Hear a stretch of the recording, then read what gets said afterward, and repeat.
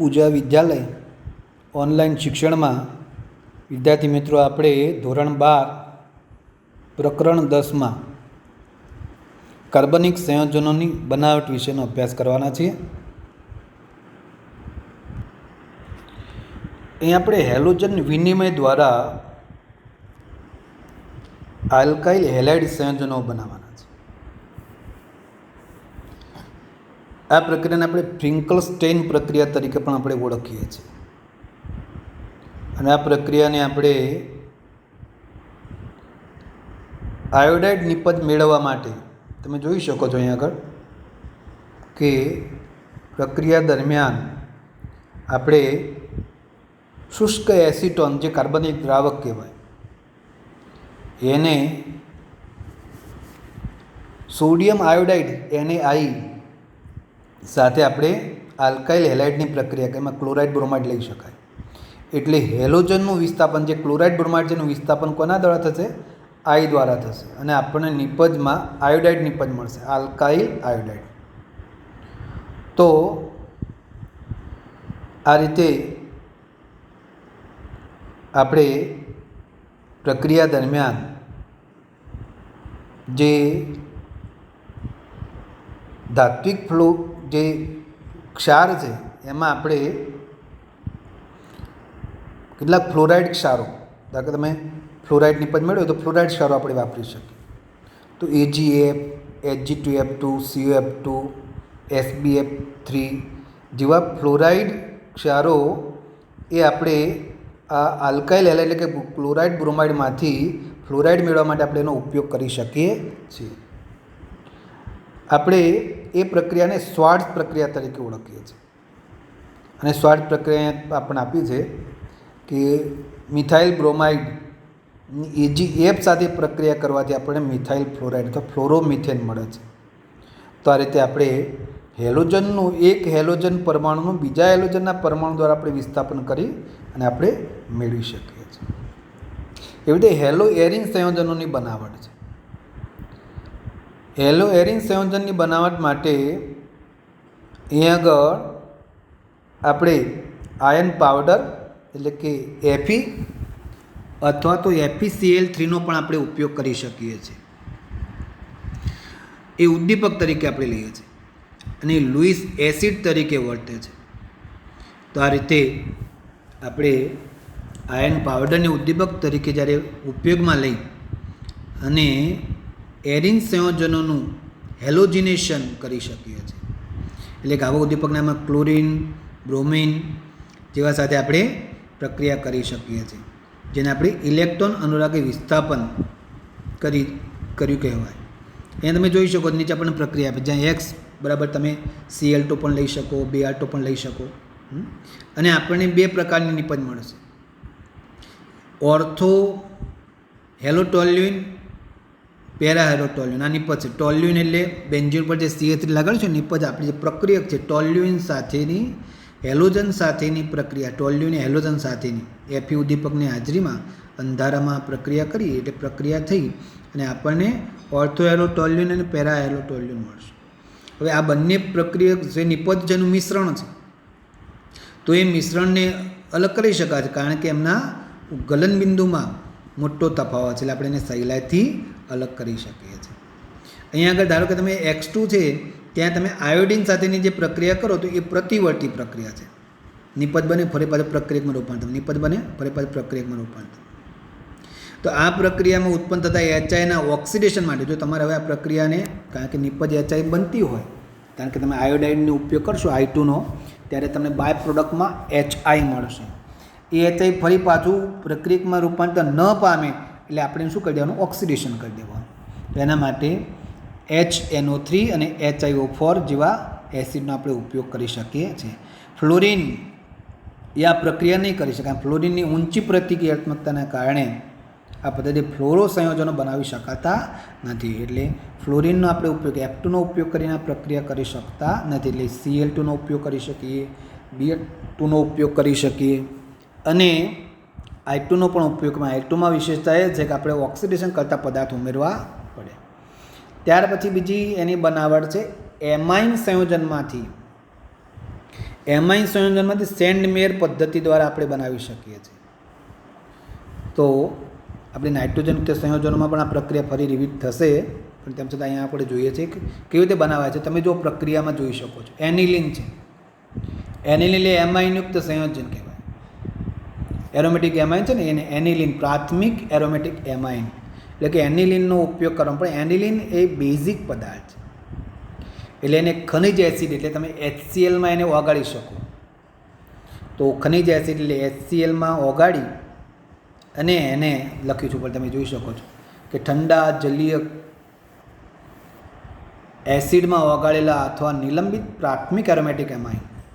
તો આપણે અહીંયા HClમાં 0 થી 5 સેલ્સિયસ એટલે કે 273 થી 278 કેલ્વિન તાપમાને એનિલિનને ઓગાળીશું અને એમાં ધીમે ધીમે સોડિયમ નાઇટ્રાઇટ એને NO2 ઉમેરીશું. અને આ પ્રક્રિયા કરવાથી આપણને બેન્ઝીન ડાયોઝોનિયમ ક્લોરાઇડ, આ જે બંધારણ દૂર છે ને બેન્ઝીન ડાયોઝોનિયમ ક્ષાર છે, આ બેન્ઝીન ડાયોઝોનિયમ ક્લોરાઇડ મળે છે.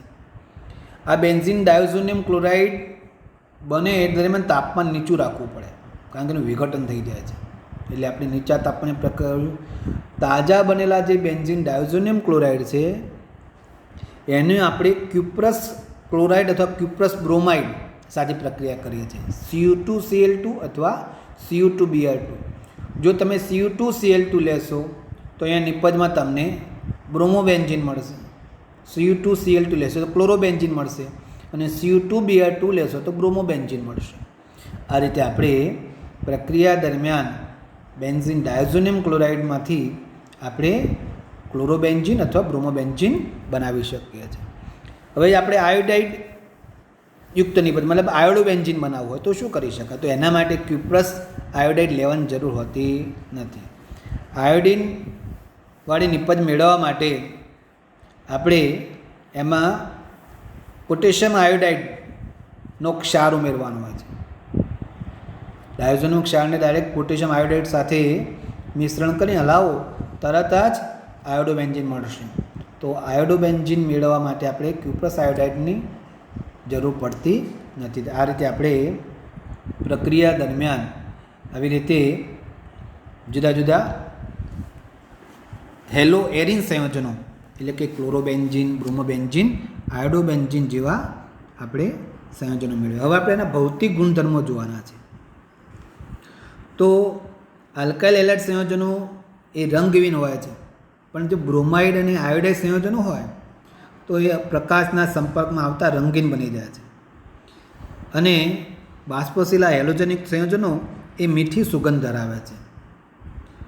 ગલનબિંદુ અને ઉત્કલનબિંદુ આપણે વાત કરીએ તો ગલનબિંદુ માટે અને ઉત્કલનબિંદુ માટે અગત્યનું છે આંતરઆણ્વીય આકર્ષણ, અણુ વચ્ચેનું આકર્ષણ. તો પહેલા પેરેગ્રાફમાં જે સમજાવ્યું છે હું તમને સમજાવું છું કે જ્યારે આલ્કાઇલ હેલાઇડ સંયોજનો હોય, methyl chloride, methyl bromide, ethyl chloride, તો આવા જે સંયોજનો છે એમાં આપણે જાણીએ છીએ અને તમને પણ ખબર છે, આપણે 11મા ધોરણ પણ આવે છે કે જેમ જેમ કાર્બન સંખ્યા વધશે એમ ઓછી કાર્બન સંખ્યા હોય ત્યારે વાયુ અવસ્થામાં હોય, એના કરતાં વધારે સભ્યો થાય ત્યારે એ પ્રવાહીમાં રૂપાંતર પામશે, એમનાથી વધારે હોય ત્યારે ઘન અવસ્થા હોય એમની. તો અહીંયા આ આલ્કાઇલ હેલાઇડ સંયોજનમાં CX બંધ આવશે. આગળ આપણે ચર્ચા કરીએ CX બંધ.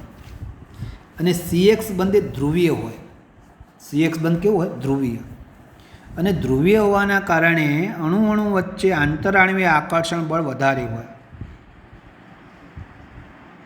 તો હાઇડ્રોકાર્બનની સરખામણીમાં, હાઇડ્રોકાર્બન એટલે આપણે દાખલા તરીકે મિથેન તો એના અનુરૂપ ક્લોરોમિથેન, ઇથેન તો અનુરૂપ ક્લોરોઇથેન. એમ તો જે પણ આ હાઇડ્રોકાર્બન સંયોજનો છે એની સાપેક્ષે આપણા આલ્કાઇલ હેલાઇડ અનુવર્તી આલ્કાઇલ હેલાઇડના ઉત્કલન બિંદુ ઊંચા હશે. તો આપણે જાણીએ છીએ કે હાઇડ્રોકાર્બનમાં આવા કોઈ ધ્રુવીય બંધ આવેલા હોતા, મોટાભાગે CC બોન્ડ અથવા CH બોન્ડ આવેલા હોય છે. જ્યારે અહીંયા આગળ આલ્કાઇલ હેલાઇડમાં CX બંધ આવેલા છે, માટે અહીં લખ્યું તમે જોઈ શકો છો કે જેમ જેમ હાઇડ્રોકાર્બનની સરખામણીમાં આંતરઆણ્વીય આકર્ષણ બળ વધારે હોવાના કારણે એમના ઉત્કલન બિંદુ ઊંચા હોય છે. તો અહીંયા ખાસ યાદ રાખીએ કારણ સ્વરૂપે કદાચ પૂછી શકાય, એટલે આપણે એનો આવી રીતે જવાબ આપી શકીએ છીએ. ત્યાર પછી ઉત્કલન બિંદુ હેલોજન પરમાણુ સાથે, તો આપણે જાણીએ છીએ કે જેમ જેમ હેલોજન પરમાણુ બદલાશે, ધારો કે ક્લોરિન, ફ્લોરિન, બ્રોમિન, આયોડિન, તો એમના જે ઉત્કલન બિંદુ છે એમાં પણ ફેરફાર થશે. તો અહીંયા આગળ જાણીએ છીએ કે જેમ અણુના વધતા જતા કદ અને ઇલેક્ટ્રોન સંખ્યા વધુ હોવાના કારણે આકર્ષણ બળ પ્રબળ થશે. આપણે જાણીએ છીએ FCl2 આયનું કદ સૌથી વધારે છે, ઇલેક્ટ્રોનની સંખ્યા પણ વધારે છે, અને માટે આયોડાઇડ જે સંયોજનો છે એ બ્રોમાઇડ સંયોજન કરતાં વધારે ઉત્કલન બિંદુ ધરાવશે. બ્રોમાઇડ સંયોજન છે એ ક્લોરાઇડ કરતાં, કેમ? કારણ કે જેમ ફ્લોરિન, ક્લોરિન, બ્રોમિન, આયોડિન તરફ જઈએ જેમ કદ વધશે, એટલે કદ વધવાની સાથે સાથે ઇલેક્ટ્રોનની સંખ્યા પણ વધશે. એટલે આંતરાણ્વીય આકર્ષણ આપણે જાણીએ છીએ વાંડાવાળા આકર્ષણ પર ઇલેક્ટ્રોનની સંખ્યા અને સપાટીના ક્ષેત્રફળ પર આધાર રાખે છે. એટલે વાંડાવાળા આકર્ષણની માત્રા વધશે અને માટે એમના ઉત્કલન બિંદુ વધે છે. ત્યાર પછી સમઘટકીય હેલો આલ્કેનની વાત કરીએ. ત્યાં આગળ આપણને સમઘટકીય હેલો આલ્કેન સંયોજનો આપ્યા છે. તમે જોઈ શકો છો, પહેલું જે દોર્યું છે એ 1 બ્રોમોબ્યુટેન છે, પછી 2 બ્રોમોબ્યુટેન, અને ત્રીજા નંબરે લખ્યું છે એ 2 બ્રોમો 2 મિથાઇલ પ્રોપેન. તો અહીંયા તમે જોઈ શકો છો આ બધા જે સંયોજનો છે એમાં તમે અણુસૂત્રો સરખા છે બધામાં, પણ બંધારણ સૂત્રો જુદા જુદા છે. બધા સમઘટકો કહેવાય, એમાં ઉત્કલન બિંદુ જુદા જુદા હશે. તો પહેલું જે પ્રાથમિક, બીજું જે આપણું છે એ દ્વિતીયક કહેવાય, ત્રીજા નંબરે છે ને તૃતીયક કહેવાય. તો પ્રાથમિક જે હેલો આલ્કેન છે એકબીજાને નજીક નજીક ગોઠવાઈ શકશે, એટલે એમાં આંતરાણ્વીય આકર્ષણ પર વધારેલું ઉત્કલન બિંદુ ઊંચું હોય. તો પ્રાથમિક, દ્વિતીયક, તૃતીયક તરફ જઈએ તેમ ઉત્કલન બિંદુમાં ઘટાડો થશે. કેમ? કારણ કે એમના આંતરાણ્વીય આકર્ષણ બળ ઘટે છે માટે છે. આવી રીતે આમ કેમ? કારણ કે તમે જુઓ, પ્રાથમિક જે સરળ શૃંખલા છે, દ્વિતીયકમાં એક શાખા છે, તૃતીયકમાં એક કરતાં વધારે શાખાઓ. જેમ શાખાઓ હોય એમ અણુ એકબીજાને નજીક ગોઠવી શકતા નથી. હવે અહીંયા આગળ આપણે હેલો એરિન સંયોજનો જોવાના છે. હેલો એરિન સંયોજનોમાં મોટાભાગે એમના ઉત્કલન બિંદુ લગભગ સમાન છે, પણ પેરા સમઘટક અહીંયા આગળ તમે જોઈ શકો છો કે ઉત્કલન બિંદુ ઉપર આપણે તમે જુઓ ડાયક્લોરો બેન્ઝીન છે, ortho dichloro benzene, meta dichloro benzene ને પેરા ડાયક્લોરો બેન્ઝીન કહેવાય. તો અમે પેરા જે વ્યુત્પન્ન છે એનું ગલન બિંદુ ઊંચું છે ઓર્થો અને મેટા કરતાં. કેમ? કારણ કે સ્ફટિક રચનામાં એ એકબીજાની વધારે નજીક ગોઠવાઈ શકે છે, અડચણરૂપ થતા નથી, માટે એમનું જે ગલન બિંદુ છે એ ઓર્થો અને મેટા કરતાં ઊંચું હોય છે. તો આ રીતે આપણે આ જે હેલો એરિન સંયોજનો છે એમના ગલન બિંદુ અને ઉત્કલન બિંદુની ચર્ચા આપણે પૂરી કરી. હવે ઘનતાની વાત કરીએ છીએ. હાઇડ્રોકાર્બન જે સંયોજનો છે અને એના બ્રોમો, આયોડો, હેલાઇડ જે પણ વ્યુત્પન્નો છે એ પાણી કરતાં ભારે હોય છે, એટલે કે એમની ઘનતા વધારે હોય છે. અને એમાં જેમ જેમ હેલોજન પરમાણુની સંખ્યા વધે છે તેમ એમની ઘનતામાં વધારે છે. કોષ્ટકમાં આગળ એની ઘનતા દર્શાવી છે, તો આ રીતે એમની ઘનતા વધારે હોય છે. ત્યાર પછી આપણે એમની દ્રાવ્યતાની વાત કરીએ. હેલો આલ્કેન સંયોજનો પાણીમાં અલ્પ પ્રમાણમાં દ્રાવ્ય છે. તો હેલો આલ્કેન સંયોજનો પાણીમાં અલ્પ પ્રમાણમાં દ્રાવ્ય છે કારણ કે પાણીના અણુ વચ્ચે H બંધ બનેલા હોય છે. આ પાણીના અણુ વચ્ચેના H બંધ તોડી અને હેલો આલ્કેન સંયોજનને પાણી સાથે બંધ બનાવવાના હોય છે.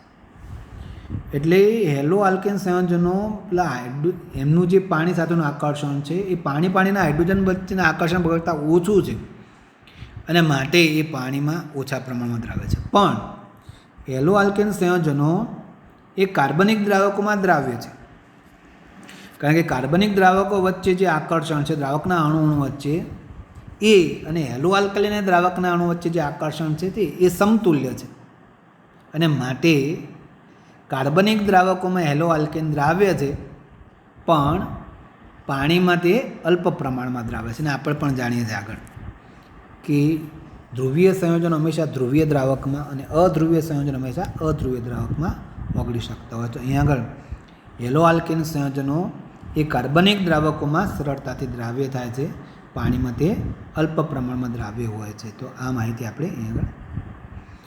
હવે આપણે અહીં આગળ કેટલીક રાસાયણિક પ્રક્રિયાઓ જોવાના છે. હેલો આલ્કેન સંયોજનની કેટલીક રાસાયણિક પ્રક્રિયાઓ માં સૌથી પહેલાં આપણે કેન્દ્રાનુરાગી વિસ્થાપન પ્રક્રિયા જોવાના છે. કેન્દ્રાનુરાગી વિસ્થાપન પ્રક્રિયા, તો કેન્દ્રાનુરાગી વિસ્થાપન પ્રક્રિયા એટલે કેન્દ્ર પ્રત્યે આકર્ષણ હોય એવા પ્રક્રિયકોનો આપણે ઉપયોગ કરીશું. તો કેન્દ્રાનુરાગી પ્રક્રિયક ઇલેક્ટ્રોન ધનિક હોય, મતલબ ઋણભારિત હોય, કારણ કે કેન્દ્ર ધન ભારિત હોય. તો અહીંયા જે પણ પ્રક્રિયાથી અણુઓ એ ઇલેક્ટ્રોન ઉણપવાળા ભાગ પર શું કરશે? હુમલો કરશે. અને માટે આપણે એને કેન્દ્રાનુરાગી પ્રક્રિયક તરીકે આપણે ઓળખીએ છીએ. અહીંયા આપણે કેન્દ્રાનુરાગી પ્રક્રિયક તરીકે ન્યુક્લિયોફિલિક સબસ્ટિટ્યુશન છે, એટલે અહીંયા ન્યુક્લિયોફિલિક જે પ્રક્રિયક છે જેને આપણે NU તરીકે દર્શાવવાના છે, જેને આપણે કેન્દ્ર ન્યુક્લિયસ એના પરથી NU. આ કેન્દ્રાનુરાગી પ્રક્રિયક જ્યારે આલ્કિલ હેલાઇડ અથવા હેલો આલ્કેન સાથે પ્રક્રિયા કરશે ત્યારે શું થશે? તો હેલો આલ્કેન સંયોજન છે એમાં કાર્બન એ ધન ભારિત છે ને હેલોજન એ ઋણ ભારિત છે. એ ધીમે ધીમે આ કેન્દ્રાનુરાગી પ્રક્રિયક જેમ નજીક જશે એમ જે હેલોજન પરમાણુ સાથેનો કાર્બનનો બંધ છે એ ધીમે ધીમે નિર્બળ થતું જશે અને કેન્દ્રાનુરાગી પ્રક્રિયક સાથેનો બંધ ધીમે ધીમે પ્રબળ થતું જશે. અને જે નિર્બળ બંધ છે એ તૂટી જશે એટલે અવશેષી હેલાઇડ આયન સ્વરૂપે દૂર થશે અને બીજો કેન્દ્રાનુરાગી પ્રક્રિયક જોડી જશે. તો આવી પ્રક્રિયા આપણે કેન્દ્રાનુરાગી વિસ્થાપન પ્રક્રિયા તરીકે ઓળખીએ. કેન્દ્રાનુરાગી પ્રક્રિયક એ હુમલો કરશે એટલે ધીમે ધીમે હેલો આલ્કેન આલ્કાઇલ હેલાઇડમાંથી હેલાઇડ આયન X- સ્વરૂપે દૂર થશે અને આપણને કેન્દ્રાનુરાગી પ્રક્રિયક ધરાવતી નિપજ મળશે. તો અહીંયા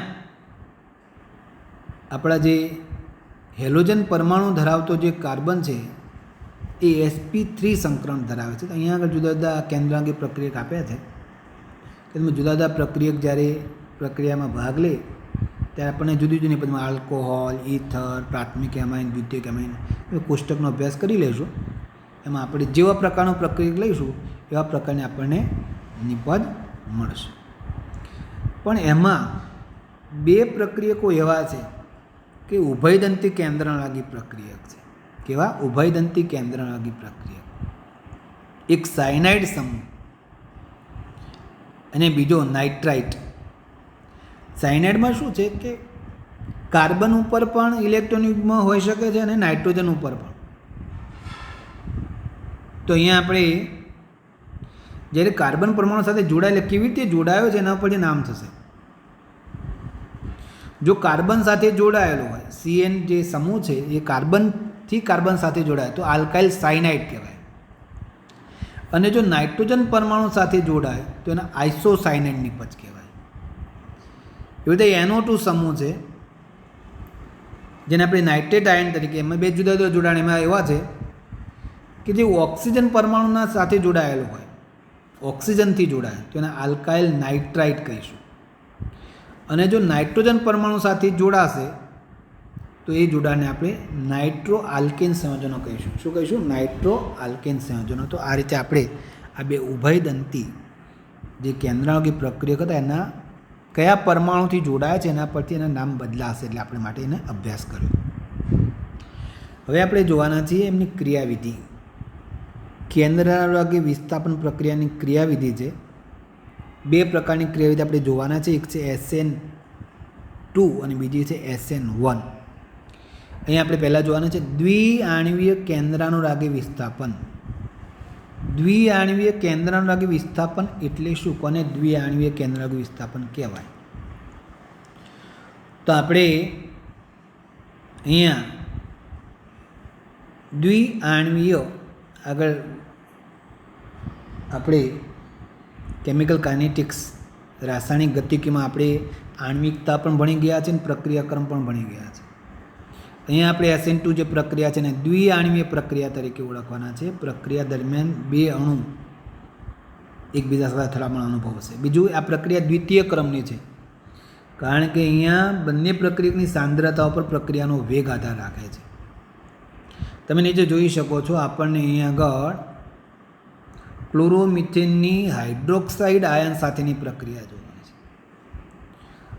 તમે જોઈ શકો છો ક્લોરોમિથેન હાઇડ્રોક્સાઇડ આયન સાથેની પ્રક્રિયાથી શું મળે છે. તો સૌપ્રથમ તમે જોઈ શકો છો કે જ્યારે હાઇડ્રોક્સાઇડ આયન, જેને આપણે કેન્દ્રાણુની પ્રક્રિયા હુમલો કરશે, ત્યારે તમને મધ્યવર્તી નિપજ મળશે. મધ્યવર્તી નિપજમાં હાઇડ્રોક્સાઇડ આયન જે ઋણભારિત છે એ જ્યારે કાર્બન પરમાણુ સાથે જોડાશે ત્યારે નિર્બળ બંધાશે. એ કાર્બનની નજીક જતો જશે તેમ તેમ જોડાયેલા બાકીના જે સમૂહ છે એમની અવકાશીય ગોઠવણ પણ બદલાશે. તમે જોઈ શકો છો આ 3 હાઇડ્રોજન છે એમની પણ સ્થિતિ બદલાય છે. અને મધ્યવર્તી નિપજમાં આપણો જે કાર્બન છે એ sp2 સંકળ ધરાવે છે. સ્થિરતા ઓછી છે કારણ કે એના સાથે 5 પરમાણુ જોડાયેલા છે. પરમાણુ શબ્દ ના આપણે 5 ક્રિયાશીલ સમૂહ શબ્દ કહી શકીએ. જોડાયેલા 3 હાઇડ્રોજન, 1 હેલોજન અને OH, એટલે અસ્થાયી છે, એટલે લાંબો સમય ટકી શકશે નહીં. પણ આ પ્રક્રિયા દરમિયાન આપણે જાણીએ છીએ પ્રમાણે OHનો કાર્બન સાથેનો જે બંધ છે ધીમે ધીમે પ્રબળ બનતો જશે અને હેલોજન સાથેનો બંધ છે નિર્બળ બનતો જશે. એટલે કે હેલાઇડ આયન ત્યાંથી દૂર થઈ જશે અને આપણને આલ્કોહોલ નિપજ સ્વરૂપે મળશે. આ જ વસ્તુ નીચે ફરી પાછળ આપણે સમજાવે છે. તો આ જે લાલ ટપકાવાળો છે એ હાઇડ્રોક્સાઇડ આયન છે અને લીલા ટપકાવાળો છે જે હેલાઇડ છે, જે દૂર થશે. આપણી આ SN2 પ્રક્રિયા દરમિયાન જે બાજુ કેન્દ્રાનુરાગી પ્રક્રિયક જોડાય છે હેલોજન પરમાણુની વિરુદ્ધ બાજુએ એ જોડાશે. તો અહીંયા આપણે આ કાર્બન હેલાઇડ વચ્ચેનો બંધ તૂટી અને ત્યાં કાર્બન અને ઓક્સિજન એટલે કે હાઇડ્રોક્સાઇડનો O જોડાશે. અને આપણી આ પ્રક્રિયા દરમિયાન આપણે આ એક જ તબક્કામાં પ્રક્રિયા પૂર્ણ થાય છે.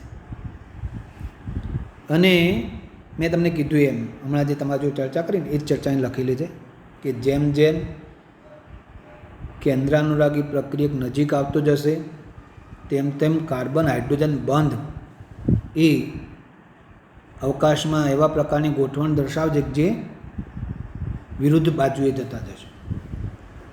અને નિપજ દરમિયાન આખી જે એની વિન્યાસ છે ઉલટાઈ જશે. આગળના આપણે પ્રક્રિયામાં જોયું, તમે જોઈ શકો છો વિન્યાસ એટલે અવકાશીય ગોઠવણ. તમે જો આ લીલા ટપકા જે બાજુ છે એ હાઇડ્રોજન છે પ્રક્રિયકમાં, એ જ લીલા ટપકા નિપજમાં તમે જુઓ બીજી વિરુદ્ધ બાજુએ છે. એવું અહીં આગળ આપણને કહે છે કે આ રીતે અવકાશીય વિન્યાસ ઉલટાઈ જાય છે. જેમ છત્રી હોય પણ પવન આવે એટલે છત્રીનો કાગડો બની જાય, એટલે છત્રીની જે સ્થિતિ થાય છે એવી અહીં આગળ હાઇડ્રોજનની સ્થિતિ થઈ છે. અને આ વિન્યાસ ઉલટાઈ જવાથી જે નિપજ મળે છે એ જે મળે છે એને આપણે આવા વિન્યાસને આપણે વિન્યાસનું વ્યુત્ક્રમણ તરીકે ઓળખીએ છીએ. શું કહીશું? વિન્યાસનું વ્યુત્ક્રમણ. તો તે વ્યુત્ક્રમિત નિપજ મળશે આપણને. તો એટલે કે સંક્રાંતિ અવસ્થામાં જે કાર્બન છે એ અસ્થાયી છે, એટલે લાંબો સમય ટકી શકશે નહીં. અને આપણને આ રીતે SN2 પ્રક્રિયાથી જે નિપજ મળે છે એ આપણે જે દિશામાં હેલોજન જોડાયો હતો એના કરતાં વિપરીત દિશામાં જોડાયેલો હોય છે. તો અહીંયા આપણે SN2 જે પ્રક્રિયા છે એ આપણે જે સમજ્યા છે એમાં હવે અહીં આગળ આપણા જે વૈજ્ઞાનિકો છે એમને આપણને એના વિશે થોડી માહિતી આપી છે તે આપણે જોઈએ ત્યાં આગળ. તો જેમ જેમ કેન્દ્રાનુરાગી પ્રક્રિયક કાર્બનની નજીક આવતો જશે. તો નજીક આવશે એટલે આપણે યાદ રાખીએ છીએ કે જ્યારે જોડાય ત્યારે એને અવકાશની ગોઠવણની કેટલીક અડચણ રહેશે. અડચણ એટલે દાખલે સિમ્પલ હાઇડ્રોજન હોય તો અડચણ ન થાય, પણ હાઇડ્રોજન જગ્યાએ મિથાઇલ કે ઇથાઇલ સમૂહ જોડાયેલા હોય તો આવવાવાળા જે પણ કેન્દ્રાંગી પ્રક્રિયા છે ને અડચણો નડશે. પહેલી જે આપણે પ્રક્રિયા જોઈ ને એમાં શું હતું, ક્લોરોમિથેન હતું. એટલે કાર્બન સાથે એક હેલોજન અને 3 હાઇડ્રોજન જોડાયેલા, એટલે સિમ્પલી આપણે આલ્કોહોલ એટલે કે હાઇડ્રોક્સાઇડ આયન ત્યાં પ્રક્રિયક તરીકે જોડાઈ શક્યું. પણ અહીંયા તમને ઉદાહરણમાં આપેલું છે, તમે જોઈ શકો છો. જો પહેલી પ્રક્રિયા મતલબ પહેલું જે આકૃતિ દોરી છે તે, બીજી આકૃતિ, ત્રીજી આકૃતિ, ચોથી આકૃતિ.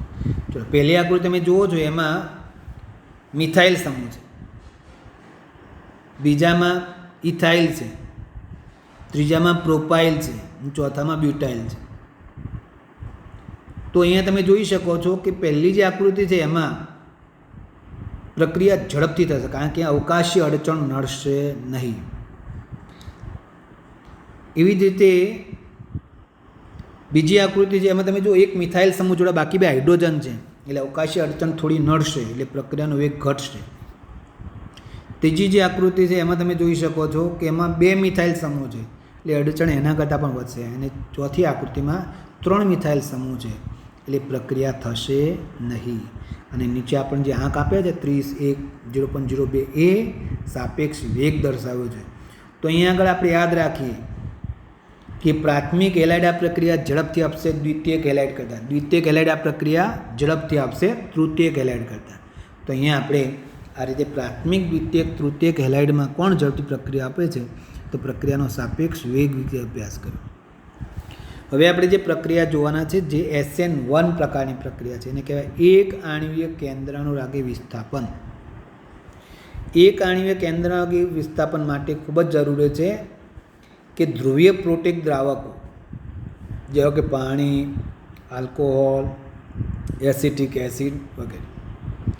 અહીંયા આપણે તૃતીયક બ્યુટાઇલ બ્રોમાઇડની હાઇડ્રોક્સાઇડ આયન સાથેની પ્રક્રિયા જોવાના છે. તો તૃતીયક બ્યુટાઇલ બ્રોમાઇડની હાઇડ્રોક્સાઇડ આયન સાથેની પ્રક્રિયા એ 2 તબક્કામાં થશે. આ પ્રક્રિયાથી આપણને જ્યારે નિપજ મળે છે આ પ્રક્રિયા 2 તબક્કામાં. કયો તબક્કો? તો પહેલો તબક્કો છે.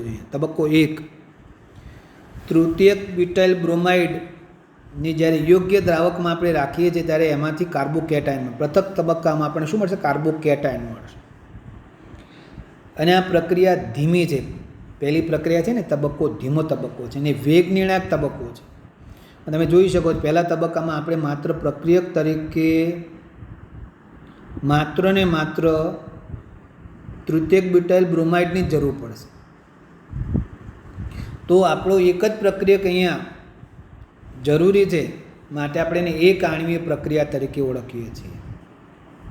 એટલે કે પ્રક્રિયા એક જ પ્રક્રિયકની સાંદ્રતા પર, કારણ કે એક પ્રક્રિયક હશે યોગ્ય દ્રાવકમાં જશે એટલે કાર્બોકેટાયન બનશે. તો કાર્બોકેટાયન બનવાનો જે વેગ છે એ આખી વેગ નિર્ણાયક તબક્કો એ આખી પ્રક્રિયાનો વેગ થઈ જશે.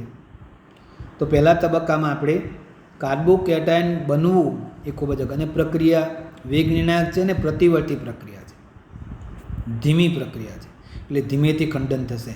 તો અહીંયા દ્રાવકની હાજરીમાં Br માઇનસ એ ધીમેથી દૂર થશે. ત્યાર પછી બીજો તબક્કો છે. બીજા તબક્કામાં કાર્બોકેટાયન પર કેન્દ્રાનુરાગી પ્રક્રિયકનો હુમલો. અહીંયા કાર્બોકેટાયન જે બને છે એના પર OHનો હુમલો થશે અને આપણને આલ્કોહોલ નિપજ મળશે, વિસ્થાપિત નિપજ મળે છે. તો અહીંયા આપણી આ હુમલો થશે એટલે આપણી વિસ્થાપન પ્રક્રિયા. તો 2 તબક્કામાં પ્રક્રિયા થાય છે.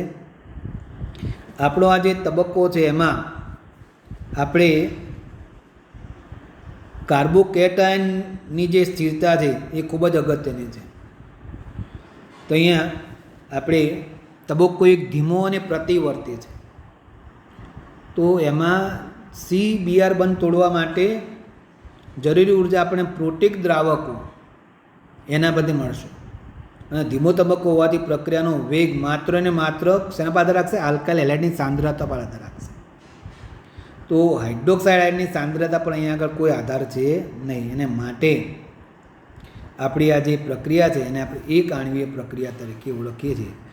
ત્યાર પછી કાર્બોકેટાયનની સ્થાયીતા જેટલી વધુ હશે તેટલું સરળતાથી આપણે આલ્કાઇલ હેલાઇડમાંથી આપણે આલ્કોહોલનું નિર્માણ કરી શકીએ છીએ અને વેગ એટલો ઝડપથી થશે. તો આલ્કાઇલ હેલાઇડની સ્થિરતા માટે તૃતીયક આલ્કાઇલ હેલાઇડમાંથી બનતો કાર્બોકેટાયન વધારે સ્થિર છે દ્વિતીયક આલ્કાઇલ હેલાઇડ કરતાં. તો અહીંયા આગળ SN1ની જે પ્રક્રિયા છે એ પ્રક્રિયાનો વેગ કોણ ઝડપથી આપશે? તો કે તૃતીયક આલ્કાઇલ હેલાઇડ વધારે આપશે. કોના કરતાં? દ્વિતીયક કરતાં. દ્વિતીયક વધારે આપશે પ્રાથમિક કરતાં. તો અહીંયા આગળ આપણને જે આકૃતિ આપી છે એમાં આપણને સમજાવે છે કે દ્વિઆણ્વીય આપણી પ્રક્રિયા છે SN2 પ્રક્રિયા એ પ્રાથમિકમાં ઝડપથી થાય દ્વિતીયક કરતાં, દ્વિતીયકમાં ઝડપથી થાય તૃતીયક કરતાં. જ્યારે SN1 પ્રક્રિયા તૃતીયક આલ્કાઇલ હેલાઇડ ઝડપથી આપશે. કોના કરતાં? દ્વિતીયક કરતાં. અને દ્વિતીયક ઝડપથી આપશે પ્રાથમિક કરતાં, કારણ કે એમાં કાર્બોકેટાયનની સ્થિરતા જોવામાં આવે છે. અને આ જ કારણથી એલાઇલિક હેલાઇડ અને બેન્ઝાઇલિક હેલાઇડ એ SN1 પ્રક્રિયા ઝડપથી આપે છે, કારણ કે એમાંથી બનતા જે કેટાયન છે એ સંસ્પંદન દ્વારા સ્થિરતા પ્રાપ્ત કરે. તમે જોઈ શકો છો આગળ એલાઇલિક હેલાઇડમાંથી બનેલું કાર્બોકેટાયન એ સંસ્પંદન ધરાવે છે. એવી જ રીતે કાર્બોકેટાયન પણ આવા 4 સંસ્પંદન ધરાવે છે, માટેની સ્થિરતા વધારે છે. એટલે આપણે યાદ રાખીએ કે આ રીતે કાર્બોકેટાયનની સ્થિરતા જેમ વધારે એમ SN1 પ્રક્રિયા ઝડપથી થશે. તો અહીંયા આપણી આ જે SN1 પ્રક્રિયા છે એ SN1 પ્રક્રિયા દરમિયાન પાછી બીજું અહીંયા સમજાવે છે કે આ બંને જે પ્રક્રિયા આપણે સમજ્યા એમાં સૌથી વધારે ઝડપથી પ્રક્રિયા આપશે આયોડાઇડ. અને કારણ કે RX બંધની જે પ્રતિક્રિયાત્મકતા છે એના ઉપર આખી પ્રક્રિયાનો આધાર છે. જેટલું સરળતાથી હેલોજન પરમાણુ દૂર થાય તો અહીંયા આયોડાઇડ ઝડપથી દૂર થાય છે બ્રોમાઇડ કરતાં, બ્રોમાઇડ ઝડપથી દૂર થાય છે ક્લોરાઇડ કરતાં, અને ક્લોરાઇડ ઝડપથી દૂર થાય છે ફ્લોરાઇડ કરતાં. તો આ રીતે આપણે આ SN2 પ્રક્રિયા વિશે અભ્યાસ કર્યો.